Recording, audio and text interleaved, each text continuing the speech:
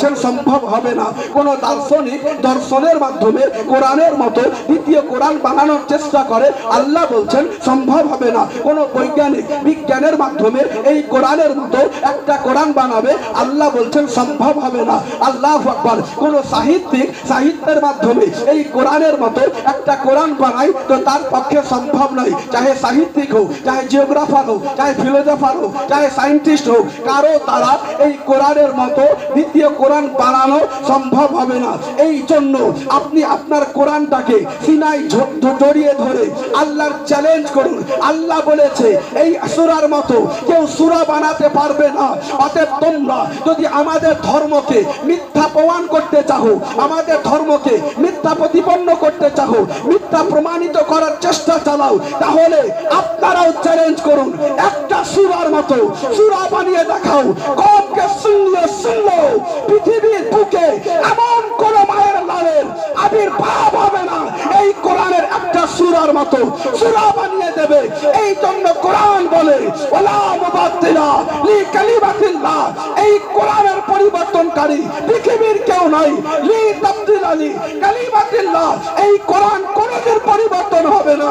इसीलिए किसी ने कहा था कौले मोहम्मद कौले खुदा, फरमाना बदला जाएगा, बदलेगा लाख ज़माना मगर कुरान न बदला जाएगा। বলেন, বুঝতে পারছেন?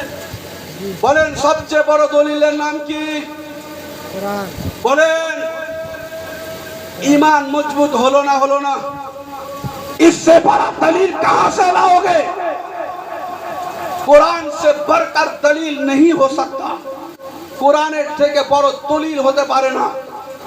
ऐ कौम के सुन्नियों, अब पूछना चाहता हूं, बोलो कितना बाप है यहाँ कि बेटों को कुरान सिखाने के लिए तैयार है? इस्लाम को बचाने की बात करने वालों, आपसे पूछना चाहता हूं, इस्लाम जिंदा करार स्वप्न देखा ব্যক্তিদেরকে জিজ্ঞাসা করি, ইসলাম জিন্দা করার স্বপ্ন দেখা ব্যক্তিগুলো কোন ব্যক্তিকে কোরআন শিক্ষার ব্যাপারে কে বলেছে? বাপ হয়ে বেটাকে কোরআন শিক্ষার জন্য মাদ্রাসা পাঠাওনি।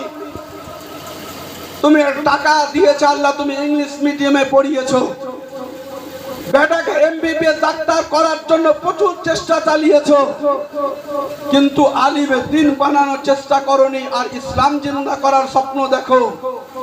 আমি কোন বাপ যদি এখানে আছেন যে এমবিবিএস ডক্টর বানাচ্ছেন, আমি নিষেধ করছি না। আমি প্রত্যেকটা বাপকে বলবো বানাও এমবিবিএস ডাক্তার, কারণ মুসলিম জাতির ডাক্তারের ভীষণ প্রয়োজন।